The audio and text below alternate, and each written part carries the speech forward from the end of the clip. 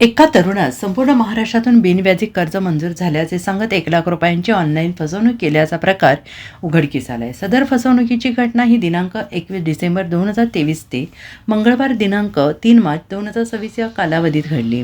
या प्रकरणी इलियास इब्राहिम शेख वय वर्ष 44 नाहरार बावडेकर व गल्ली सांगली यांनी सांगली शहर पोलिसात फिर्याद दिली आहे. त्यांच्या फिर्यादीवरून पोलिसांनी कल्पना भोसले, श्रुती देसाई, आदित्य आणि प्रणव या चौघांवर गुन्हा दाखल केला आहे. याबाबत अधिक माहिती अशी की फिर्यादी इलियास शेख हे आपल्या कुटुंबियासह शहरातील खनभाग परिसरात असलेल्या बावडेकर गल्ली परिसरात राहतात. संशयित चौघांनी शेख यांच्या फोनवर वारंवार कॉल करून संपूर्ण महाराष्ट्रातून तुम्हाला 10 लाखांचे बिनव्याजी कर्ज मंजूर झालेलं आहे, तुम्हाला यासाठी 1,00,000 रुपयांची पॉलिसी काढावी लागेल असे सांगितले. यावेळी शेख यांनी बजाज इलियान्स कंपनीची 25,000 आणि 75,000 रुपयांची पॉलिसी काढून घेतली, मात्र कोणत्याही प्रकारचे कर्ज दिले नाही.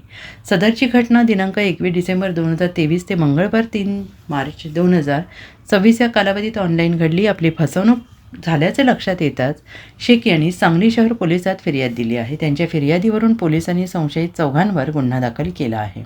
Bureau report, SBN Marathi, Sangli.